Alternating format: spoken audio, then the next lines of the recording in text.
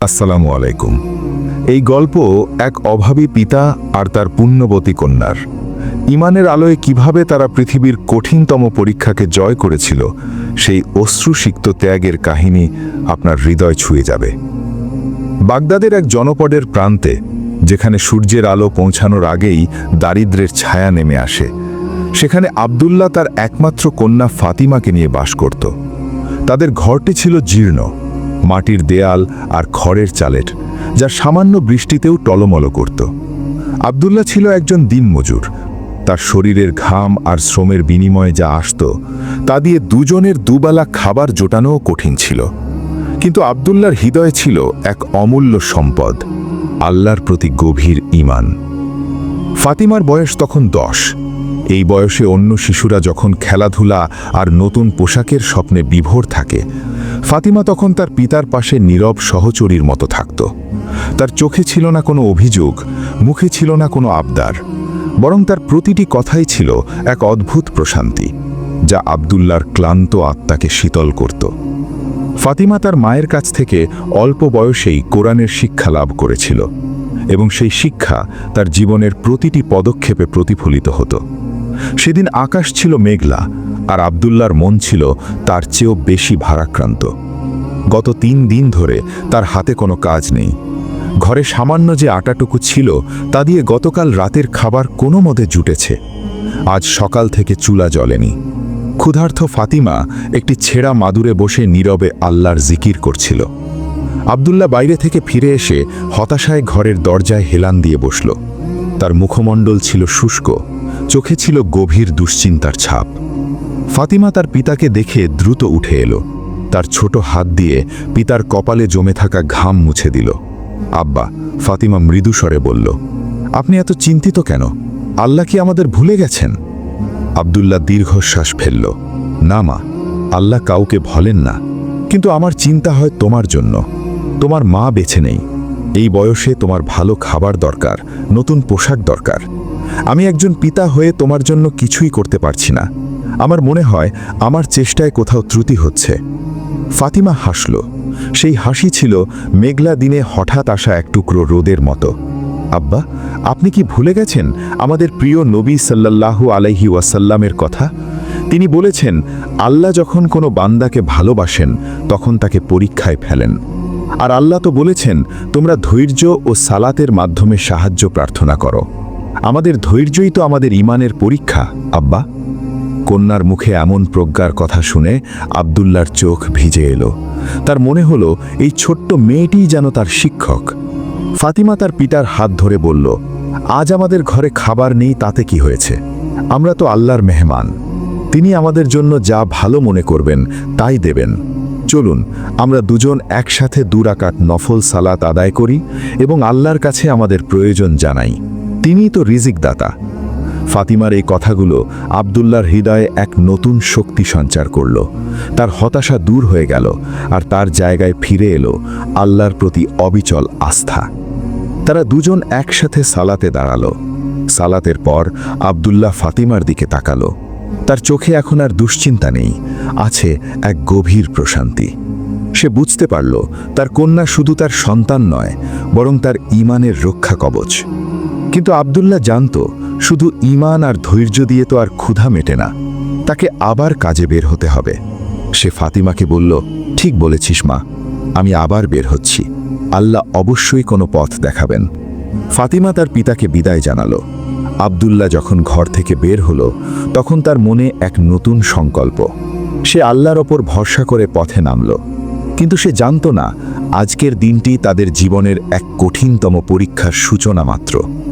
পথে যেতে যেতে সে দেখল, জনপদের ধনী ব্যবসায়ীর বাড়ি থেকে এক লোক বেরিয়ে আসছে, যার হাতে ছিল একটি মূল্যবান রেশমি কাপড়ের থলে। আব্দুল্লাহর মনে হলো যদি সে সামান্য কিছু কাজও পেত। কিন্তু সেই ধনী লোকটি আব্দুল্লাহকে দেখেই মুখ ফিরিয়ে নিল। আব্দুল্লাহর মনে সামান্য কষ্ট হলেও সে আল্লাহর কাছে ফরিয়াদ জানালো, হে আল্লাহ, তুমি একমাত্র ভরসা। আব্দুল্লাহ জনপথের পথে পথে ঘুরতে লাগল। তার চোখ কাজ খুঁজছিল আর মন খুঁজছিল আল্লাহর রহমত। সূর্য মাথার ওপর থেকে পশ্চিমে ঢলে পড়ছে, কিন্তু আব্দুল্লাহর ভাগ্যে কোনো কাজ জুটল না। প্রতিটি দরজায় সে কড়া নাড়ল, প্রতিটি বাজারে সে শ্রমের বিনিময়ে কিছু পাওয়ার আশা করল, কিন্তু সর্বত্রই কেবল প্রত্যাখ্যান। ধনী ব্যবসায়ীরা তাদের কাজ অন্য শ্রমিকদের দিয়ে দিয়েছে, যারা হয়তো কম মজুরিতে কাজ করতে রাজি। আব্দুল্লাহর আত্মসম্মান তাকে কম মজুরিতে কাজ করতে বাধা দিল না, কিন্তু কাজই তো নেই। এক সময় সে একটি বিশাল অট্টালিকার সামনে এসে দাঁড়ালো। জনপদের সবচেয়ে ধনী ব্যক্তিটি সেখানে বসবাস করে। আব্দুল্লাহ দেখল সেই ধনী ব্যক্তিটি তার ভৃত্যদের দিয়ে দরিদ্রদের মাঝে খাদ্য বিতরণ করাচ্ছে। মানুষের ভিড় দেখে আব্দুল্লাহর মনে এক মুহূর্তের জন্য দ্বিধা এলো। সে কি এই ভিড়ে মিশে যাবে? তার তো সত্যিই প্রয়োজন। কিন্তু পরক্ষণেই তার মনে পড়ল ফাতিমার কথা, তার ঈমানের কথা। সে তো ভিক্ষুক নয়, সে একজন পরিশ্রমী মানুষ। সে শ্রমের বিনিময়ে উপার্জন করতে চায়, দয়ার পাত্র হতে চায় না। আব্দুল্লাহ মাথা নিচু করে ভিড় এড়িয়ে চলতে শুরু করল। তার পা চলছিল না, শরীর ক্লান্তিতে ভেঙে আসছিল। পেটের ক্ষুধা আর মনের হতাশা তাকে গ্রাস করতে চাইছিল। সে এক নির্জন স্থানে বসে পড়ল, দুহাত তুলে আল্লাহর কাছে ফরিয়াদ জানালো, হে আমার রব, তুমি তো জানো আমার অবস্থা। আমি তোমার উপর ভরসা করি, তুমিই আমাদের জন্য হালাল রিজিকের ব্যবস্থা করো। এই সময় এক বৃদ্ধ লোক তার পাশ দিয়ে যাচ্ছিল। তার কাঁধে ছিল ভারী কাঠের বোঝা। বৃদ্ধের হাঁটার গতি দেখে মনে হলো সে আর এক পাও চলতে পারবে না। দ্রুত উঠে গিয়ে বৃদ্ধের কাছে গেল। চাচা, আব্দুল্লাহ বলল, আপনার বোঝাটি আমাকে দিন, আমি আপনার গন্তব্যে পৌঁছে দিচ্ছি। বৃদ্ধ অবাক হয়ে আব্দুল্লাহর দিকে তাকালো। বাবা, তুমি কে, আর কেনই বা এই বোঝা বইতে চাইছো? এর বিনিময়ে দেওয়ার মতো আমার কাছে সামান্যই আছে। আব্দুল্লাহ হাসল, আমি আপনার একজন ভাই, বিনিময়ে যা দেবেন তাতেই আল্লাহ বরকত দেবেন ইনশাআল্লাহ। আব্দুল্লাহ সেই ভারী বোঝাটি কাঁধে তুলে নিল। বোঝাটি সত্যিই খুব ভারী ছিল, কিন্তু আব্দুল্লাহর মনে ছিল এক অদ্ভুত শান্তি। সে ভাবল, এই শ্রমের বিনিময়ে যে উপার্জন হবে তা হবে হালাল, আর এতেই আল্লাহর সন্তুষ্টি। দীর্ঘ পথ হেঁটে সে বৃদ্ধের বাড়িতে বোঝা পৌঁছে দিল। বৃদ্ধ লোকটি খুশি হয়ে আব্দুল্লাহকে তার মজুরি হিসেবে কয়েকটি তামার মুদ্রা দিল। এই সামান্য মজুরি আব্দুল্লাহর সারাদিনের পরিশ্রমের তুলনায় কিছুই ছিল না, কিন্তু সে তা কৃতজ্ঞতার সাথে গ্রহণ করল। মুদ্রাগুলো হাতে নিয়ে আব্দুল্লাহ বাজারে গেল। সে সামান্য কিছু শুকনো খেজুর আর এক টুকরো রুটি কিনল। এই সামান্য খাবার নিয়ে সে দ্রুত বাড়ির পথে রওনা হলো। তার মনে এখন আর হতাশা নেই, আছে এক ধরনের তৃপ্তি। সে তার কন্যার জন্য হালাল রুজি নিয়ে ফিরছে। ঘরে ফিরে আব্দুল্লাহ দেখল ফাতিমা জায়নামাজে বসে আছে। তার চোখ অশ্রুসিক্ত, কিন্তু মুখে এক স্বর্গীয় হাসি। আব্দুল্লাহকে দেখেই সে দ্রুত উঠে এলো। আব্বা, আপনি ফিরে এসেছেন, ফাতিমা বলল। আমি আপনার জন্য 2 রাকাত সালাত আদায় করে আল্লাহর কাছে দোয়া করছিলাম, যেন তিনি আপনার পথ সহজ করে দেন। আব্দুল্লাহ তার কন্যার দিকে তাকালো। তার চোখ ভরে এলো। সে ফাতিমার হাতে খেজুর আর রুটি তুলে দিল। মা, আজ এইটুকুই জুটেছে, আল্লাহর শুকর আদায় করো। ফাতিমা আনন্দের সাথে খাবারগুলো গ্রহণ করল। সে রুটিটি 2 ভাগ করে 1 ভাগ আব্দুল্লাহর দিকে এগিয়ে দিল। আব্বা, আপনি আগে খান, আর এই খেজুরগুলো দিয়ে আমরা ইফতার করব। আল্লাহ আমাদের জন্য যা দিয়েছেন তাতেই বরকত আছে। আব্দুল্লাহ ফাতিমার দিকে তাকিয়ে ভাবল, এই সামান্য খাবার, কিন্তু এর মধ্যে যে বরকত আর শান্তি আছে তা পৃথিবীর কোনো ধন সম্পদে নেই। তার কন্যা তাকে শিখিয়েছে তাওয়াক্কুল, অর্থাৎ আল্লাহর উপর পূর্ণ ভরসা হলো সবচেয়ে বড় সম্পদ। এই রাতটুকু তারা আল্লাহর রহমতের ছায়ায় কাটালো। যদিও তাদের পেটে ছিল সামান্য খাবার, কিন্তু হৃদয়ে ছিল পূর্ণ ঈমান। আব্দুল্লাহ বুঝতে পারল তাদের পরীক্ষা এখনো শেষ হয়নি, কিন্তু তারা এই পরীক্ষায় উত্তীর্ণ হওয়ার জন্য প্রস্তুত। পরের দিন সকালে আব্দুল্লাহ আবার কাজের সন্ধানে বের হলো। ফাতেমা তাকে বিদায় জানানোর সময় বলল, আব্বা, আল্লাহর উপর ভরসা রাখুন, আজ অবশ্যই ভালো কিছু হবে। ফাতেমার কথাগুলো আব্দুল্লাহর মনে সাহস জোগাল। আব্দুল্লাহ জনপদের বাইরে এক পাথুরে এলাকায় গেল, যেখানে কিছু লোক বড় বড় পাথর ভেঙে রাস্তা তৈরির কাজ করছিল। কাজটা ছিল অত্যন্ত কঠিন এবং ঝুঁকিপূর্ণ। আব্দুল্লাহ সেখানে গিয়ে কাজের জন্য অনুরোধ করল। ঠিকাদার প্রথমে তাকে নিতে চাইল না, কারণ আব্দুল্লাহর বয়স হয়েছে এবং শরীর দুর্বল। কিন্তু আব্দুল্লাহর চোখে ছিল কাজের প্রতি এক তীব্র আকাঙ্ক্ষা। সে বলল, আমাকে একবার সুযোগ দিন, আমি প্রমাণ করব যে আমি এখনও কঠোর পরিশ্রম করতে পারি। ঠিকাদার রাজি হলো। আব্দুল্লাহ পাথর ভাঙার কঠিন কাজে লেগে পড়ল। তার প্রতিটি আঘাত ছিল যেন দারিদ্র্যের বিরুদ্ধে এক সংগ্রাম। ফাতেমার কথা মনে করে সে দ্বিগুণ উৎসাহে কাজ করতে লাগল। সারা দিন কঠোর পরিশ্রমের পর আব্দুল্লাহর শরীর অবসন্ন হয়ে গেল, কিন্তু তার মন ছিল শান্ত। সে তার দিনের মজুরি পেল, যা আগের দিনের চেয়ে কিছুটা বেশি। মজুরি নিয়ে সে যখন বাড়ির পথে ফিরছিল, তখন তার মনে এক আনন্দ। আজ সে ফাতেমার জন্য শুধু খাবার নয়, সামান্য কিছু ফলও কিনতে পারবে। বাড়ি ফেরার পথে সে দেখল এক বৃদ্ধা মহিলা রাস্তার পাশে বসে কাঁদছেন। তার হাতে একটি ছোট্ট পুটলি, আর তার মুখমণ্ডল ছিল গভীর যন্ত্রণায় ভরা। আব্দুল্লাহ তার কাছে গেল। মা, আপনি কাঁদছেন কেন? আপনার কি হয়েছে? আব্দুল্লাহ জিজ্ঞাসা করল। বৃদ্ধা চোখ মুছে বললেন, বাবা, আমি অনেক দূর থেকে এসেছি। আমার একমাত্র অসুস্থ নাতির জন্য ওষুধ কিনতে যাচ্ছিলাম, কিন্তু পথে আমার পুটলি থেকে সব টাকা পড়ে গেছে। এখন আমি কি করব? আমার নাতিকে বাঁচানোর আর কোনো উপায় নেই। বৃদ্ধার কথা শুনে আব্দুল্লাহর বুক কেঁপে উঠল। তার মনে পড়ল ফাতেমার কথা।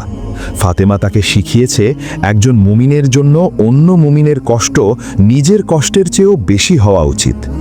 আব্দুল্লাহর হাতে থাকা মজুরিটাই ছিল তার আর ফাতেমার আগামী কয়েকদিনের একমাত্র অবলম্বন। এক মুহূর্তের জন্য আব্দুল্লাহ দ্বিধায় পড়ল। একদিকে তার ক্ষুধার্ত কন্যা, অন্যদিকে এক অসুস্থ নাতির জীবন। কিন্তু তার ঈমান তাকে সঠিক পথ দেখালো। সে মনে মনে বলল, আল্লাহর কাছে যা আছে তাই উত্তম।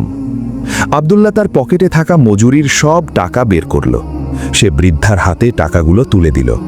মা, আপনি চিন্তা করবেন না, এই টাকা দিয়ে আপনার নাতির ওষুধ কিনে নিন। আল্লাহ অবশ্যই আপনার নাতিকে সুস্থ করে দেবেন। বৃদ্ধা অবাক হয়ে আব্দুল্লাহর দিকে তাকালেন। বাবা, তুমি কে? তুমি তো আমার কাছে অপরিচিত। তোমার নিজের কি হবে? আব্দুল্লাহ হাসল। মা, আমি আল্লাহর একজন বান্দা। আল্লাহই আমার এবং আমার কন্যার রিজিকের ব্যবস্থা করবেন। আপনি দোয়া করবেন যেন আল্লাহ আমাদের ধৈর্য দেন। বৃদ্ধা আব্দুল্লাহর জন্য মন ভরে দোয়া করলেন। তার চোখে ছিল কৃতজ্ঞতার অশ্রু। আব্দুল্লাহর মন এক গভীর প্রশান্তিতে ভরে গেল। সে জানত সে তার কন্যার জন্য ফল আর খাবার কিনতে পারেনি, কিন্তু সে আল্লাহর সন্তুষ্টি কিনেছে। খালি হাতে যখন আব্দুল্লাহ ঘরে ফিরল, তখন সন্ধে হয়ে গেছে। ফাতেমা তার জন্য অপেক্ষা করছিল। আব্দুল্লাহকে খালি হাতে ফিরতে দেখে ফাতেমা কোনো প্রশ্ন করল না। সে শুধু তার পিতার দিকে তাকিয়ে হাসল। আব্বা, আজ কি কাজ পাননি?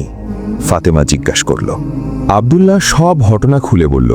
বৃদ্ধার অসহায়ত্ব এবং তার ত্যাগের কথা শুনে ফাতিমার চোখ দিয়ে পানি গড়িয়ে পড়ল।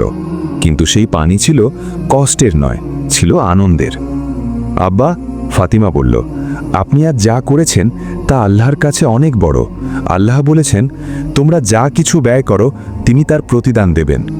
আমাদের ঘরে খাবার নেই, তাতে কি হয়েছে? আমাদের ঈমান তো আছে। আপনি চিন্তা করবেন না, আল্লাহ অবশ্যই আমাদের জন্য উত্তম ব্যবস্থা করবেন। ফাতিমার এই কথাগুলো আব্দুল্লাহর হৃদয়ে এক নতুন শক্তি জোগাল। সে বুঝতে পারল তার কন্যা শুধু পুণ্যবতী নয়, সে ত্যাগের মহিমাও বোঝে।